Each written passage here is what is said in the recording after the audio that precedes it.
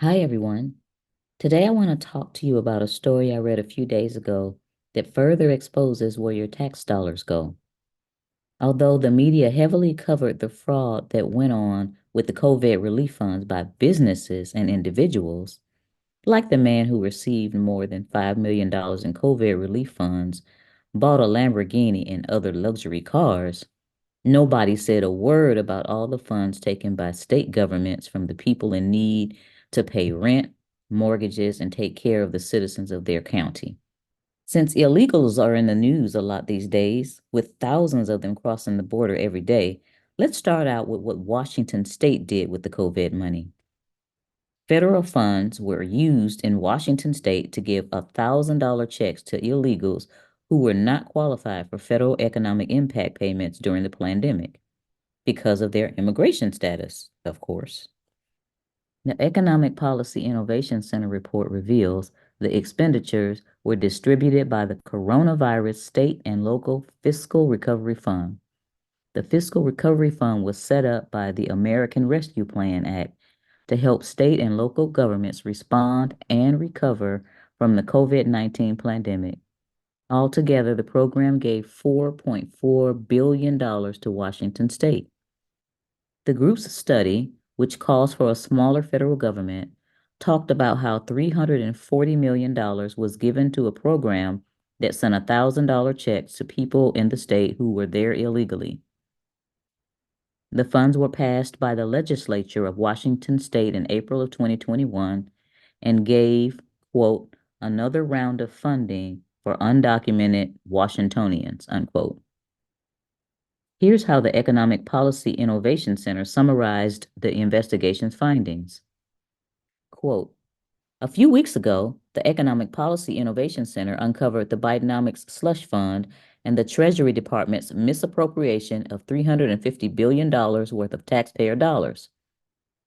The Bidenomics slush fund comes from the American Rescue Plan Act, which provided $350 billion for a new temporary program to be administered by the U.S. Department of the Treasury, called the Coronavirus State and Local Fiscal Recovery Fund.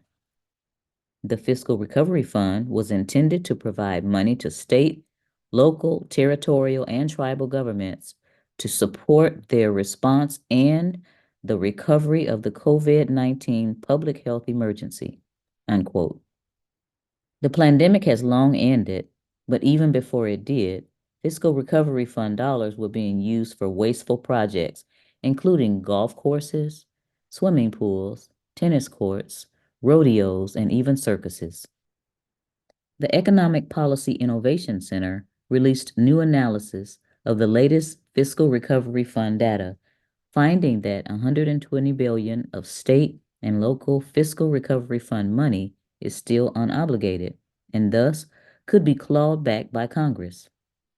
This is particularly salient for the fiscal recovery funds being used for so-called revenue replacement projects that are extremely broad in scope and entirely unrelated to the pandemic response and recovery.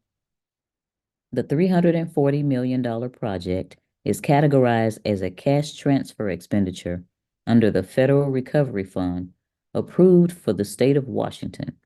This means the Biden administration directly subsidized undocumented immigration under the guise of COVID-19 pandemic relief, the report said. The Center for Immigration Studies in 2021 cited a study that correctly predicted that illegals will receive billions in COVID relief checks, the study said. Millions of illegals do have Social Security numbers, and they will receive billions of dollars in stimulus money. But leave the money aside for now and consider the more basic problem. The U.S. government has chosen to issue Social Security numbers to millions of people even supposed to be in the country. It's a clear indication that America is simply not serious about enforcing its immigration laws. To be clear, the illegals given work authorization are not guest workers. They are not green card holders. They are not tourists.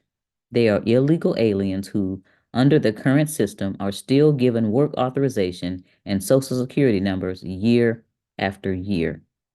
This allows them to receive cash payments such as the Earned Income Tax Credit, the Additional Child Tax Credit, and COVID-19 relief checks. If none of this makes sense to you, then you are at least beginning to understand how our immigration system works. Washington State advertised access to taxpayer COVID funds in at least 45 languages, which literally ran the gambit from A to Z.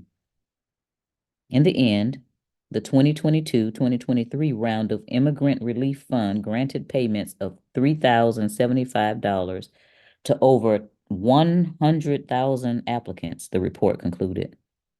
All in all, the perspective that community comes first was evident and made the Washington COVID-19 Immigrant Relief Fund a major success, the report authors boasted.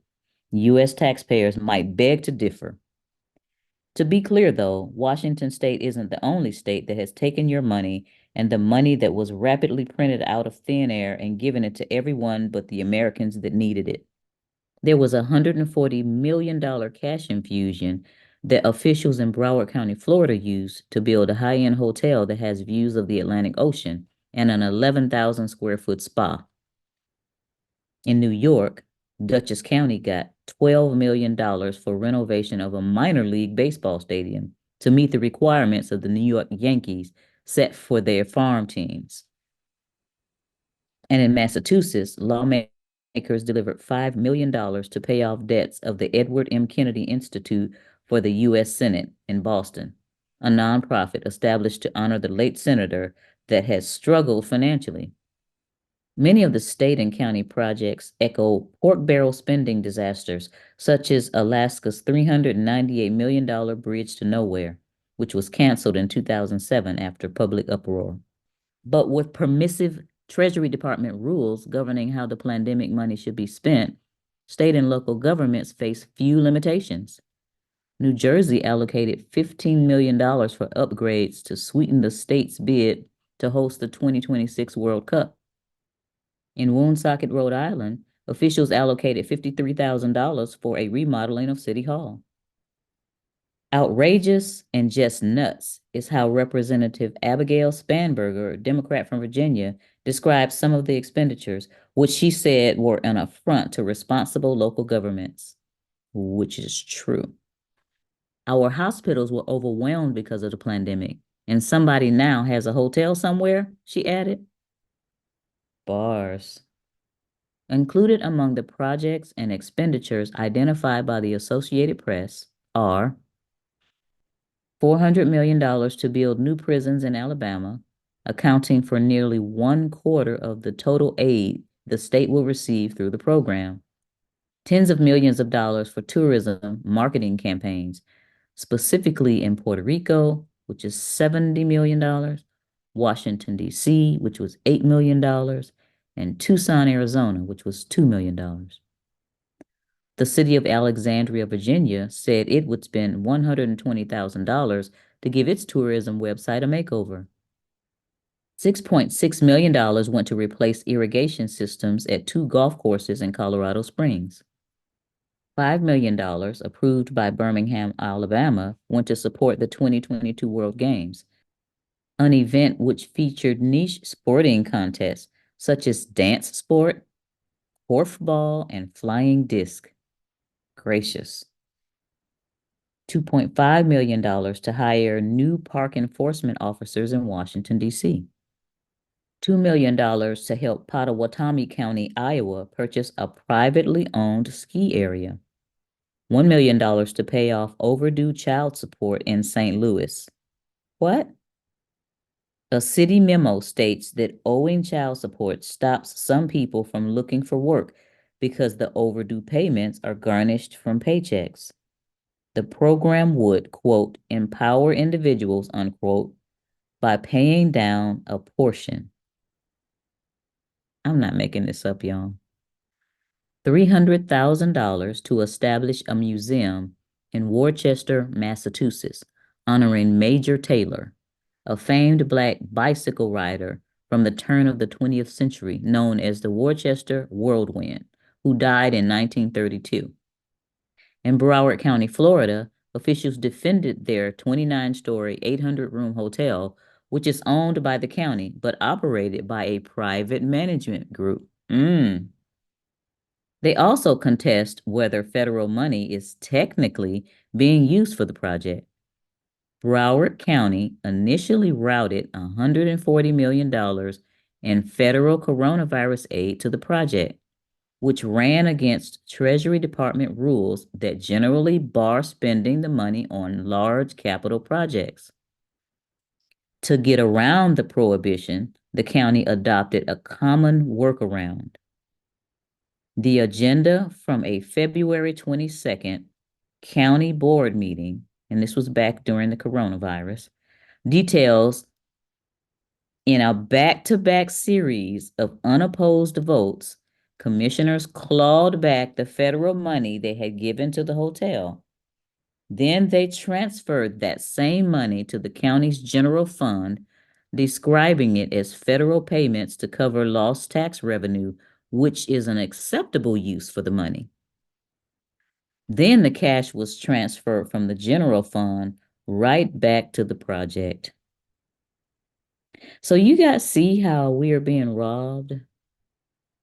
And there's some private company that's running this hotel, even though the county owns it. Now, can you take a guess who's running it? What private company and who they're relatives with, or friends with, or lovers with? This is how things roll around here, and I am sick of it. County Administrator Monica Sapiro insisted, and I quote, "No federal funds will be used to pay any of the cost of developing the hotel project."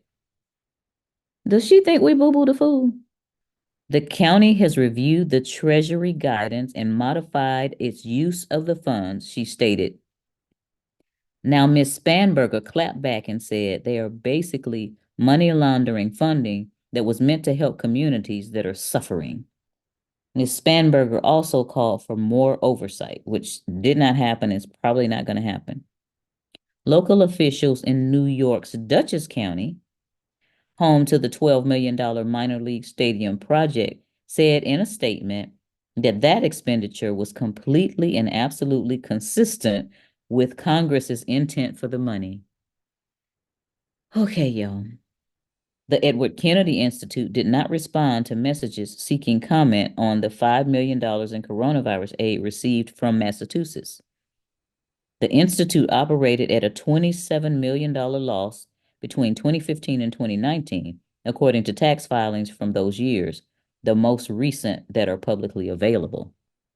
Even in cases where local and state officials may have violated the spending rules, the sheer volume of money pumped out presents a challenge for government oversight offices that are often understaffed and poorly funded.